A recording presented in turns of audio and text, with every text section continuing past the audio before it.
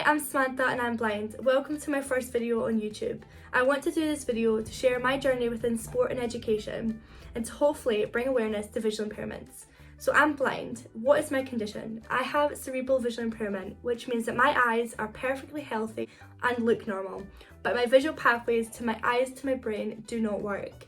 And this is trauma from my mum's pregnancy, which has left me with a visual impairment. I only have light perception, but I did have some useful vision, which when I tell my story, you will figure this out and you will learn a lot about me and my journey. How I basically got to where I am being an athlete of 3 sports. So let's get into it. Growing up, I had a visual impairment, so I had some useful vision. I'm going to be talking about some of the things that I used within primary school to help me get about and to help me learn. The first thing that I used was magnifiers. Here are some of the magnifiers that I used to use. So basically I'm just going to go into one page, put this over it. I'll do this one here that I used to hold down the page, which would make things a little bit bigger. There was a point that these magnifiers did not work. The next, I had 2 slope boards. This thing right here, which means that the work was closer to my face for me to be able to see it. And I was given a cane. Now this is a really broken cane because it snapped, but this was the size of the cane. It was really, really small. It probably just goes up to probably about a little bit higher than my knees, but this was the cane that I used when I was in primary school. I didn't use my cane at primary school because we were only kind of based in 2 classrooms and it was a really small school, so I didn't need to use my cane, and every time we kind of mentioned could I use my cane, we were kind of, no, we can support you in other ways. I did use my cane, however, when we went on school trips to church at Christmas time and when we went to like our P5 and P7 camp. I didn't really start using a cane till I went up to high school. And when I first started high school, the kids that I went to primary school with didn't really understand why I didn't use my cane in primary school, but did when I went to high school. Lots of comments were made and lots of bullying had happened because a lot of people were thinking, well, she didn't use her cane in primary school, she's using it now, she must be faking it. And that was really, really hard at the age of 12 to cope with that, you know. I also want to mention that I have a hearing impairment and I was a 10-year hearing aid wearer in primary school. I've got fluctuating hearing loss, which means that some days my hearing could be good and some days it can be really, really bad. I have some hearing aids that I'm supposed to wear, but I don't wear them very often, but I do still have fluctuating hearing loss and now only light perception. Let's go back and talk about my sporting journey alongside primary school. I was very, very athletic. I loved to get involved in sport, dance, and dance was my kind of hobby growing up. And sport, I was always kind of brought up to be active. At the age of 3, I started swimming and learning how to swim and started swimming competitively throughout the years growing up. My brothers were swimmers, so I kind of just followed in the footsteps of them. Then in primary school, I tried all the sports that you do in your PE classes, but it was really hard because, you know, it was obvious that I couldn't see, but they didn't really know how to support me at the same time. We used to have teachers from the high school come to our primary school to kind of give us some PE lessons. We were playing hockey one day. The teacher that I had from the high school was shouting at me because I kept hitting the other people in the class. And, you know, I got a lot of telling offs because I couldn't see and because I was doing it wrong. It was really hard because I wanted to take part in the sport, but I really struggled within primary school taking part. I did cross country for the school, so I did all the kind of athletics and running, which was great. Also want to talk about one of my experiences that I had in primary school because it was really difficult having a visual impairment in that setting and the only one with the visual impairment in the class.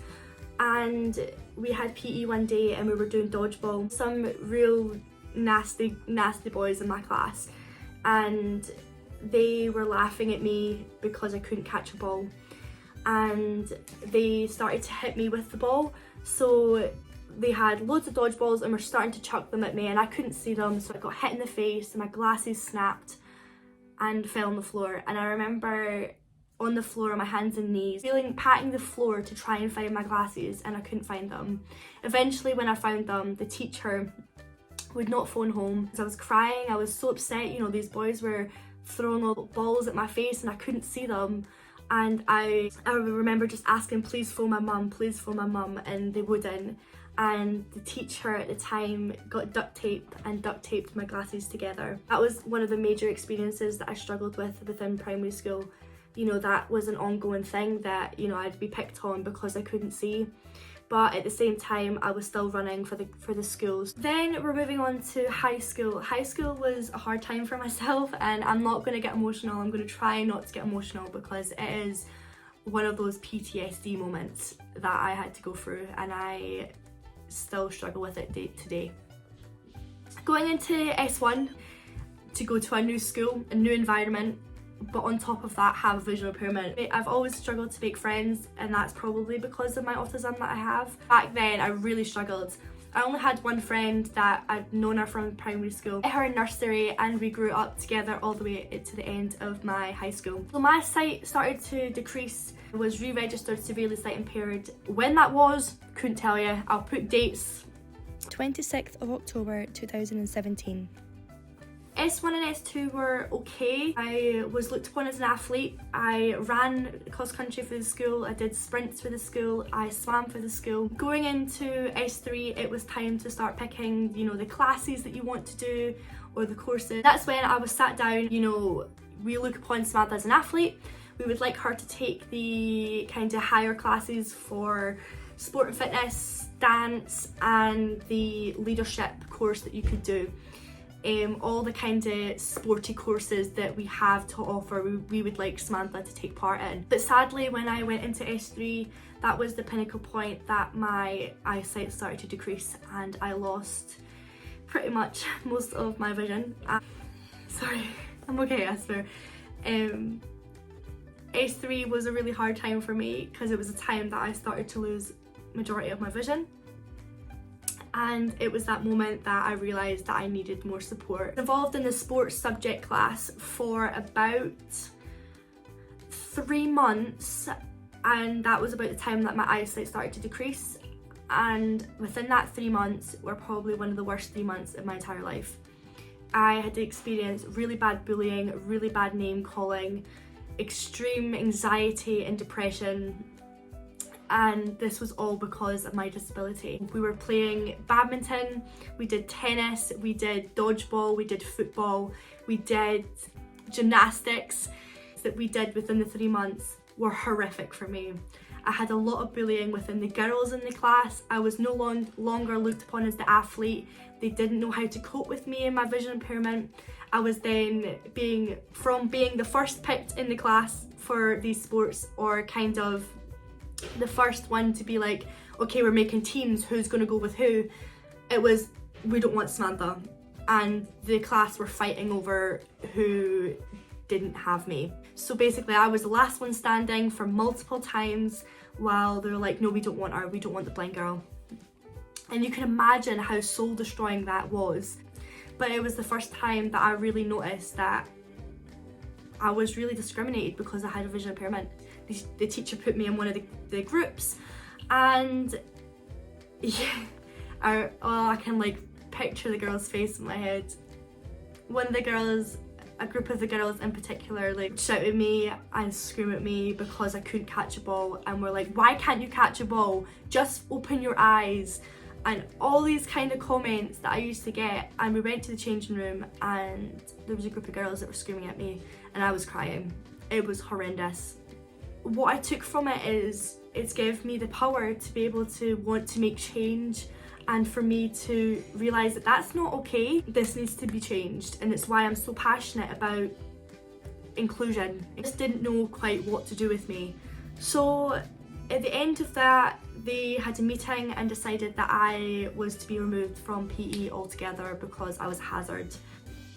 So was removed from PE altogether. You know, you grow up and you really have these teachers that are amazing, but you have the teachers who are just not great. They'd make comments like, don't be silly, you can see that. Just open your eyes, it's right there, it's right in front of you, you can see it. Having somebody say that to you and you know you actually can't, they wouldn't take the time to be like, Samantha, how can I support you? What's best? What can we do to make your time in education and time within PE as good as it can be? And I said to them, I just need a ball with a bell in it to be able to take part. I realised that I needed to find sport out with. I was still swimming on the side. Growing up, I used to go to these taster sessions with Scottish Disability Sport, and there were kind of like VI taster sessions for visually impaired, and was invited along. I went to quite a few growing up and I absolutely loved it. It was the only place that I could feel really supported in a sport environment. Going to these kind of taster sessions to see how it's supposed to be done. An individual with a vision impairment is supposed to be supported to still go back to that high school and be completely excluded. The Scottish Disability Sport Have a Go Day. Then in 2019 I met Catherine, went along to a taster session in Dundee, fell in love with goalball, and a week later I went to the British Blind Sport Camp, did a leaders course on goalball. I had my first tournament in novice, got gold medal, and then was moved straight up to intermediate. I was scouted for GB. I started playing for Great Britain. I went to France in 2022. The end of June, July of 2022, I went to the under-19s European Para Youth Games, where I represented Great Britain, and we got bronze medal, so my first para medal, which I am so thankful for. The end of 2020, I went to a taster session at Hereford at the Royal National College for the Blind and found blind football. I found blind football and was then scouted to be a part of the first ever England women's blind football team. So I currently am playing for England. The beginning of June 2022, went to the European Championships in Pescara, Italy, which was an amazing experience. I was made captain of the Blind Lionesses and started playing blind football for England. We've got the World Games in August this year. I've been swimming all along. Since the age of 3, I'm still swimming to this day. And swimming has been the first sport that's been there for me throughout me losing the majority of my vision. Then in 2022, I got an email and was scouted to be a part of the national para swimming squad for Scotland. So I swim as an S11 swimmer for them. So I play 3 high competitive sports at high level. So I am a blind athlete. So that was my journey within sport. You know, I didn't have the best experience, and it's why I'm so passionate about changing things to make sure that sport is inclusive for any young person with a visual impairment or without. So I hope you enjoyed this video of my journey within sport and education. If you have any questions, please do let me know down below. And if there's any videos you would like to see or you would like me to go into depth a little bit more, please let me know and I can definitely do that. Thank you for watching.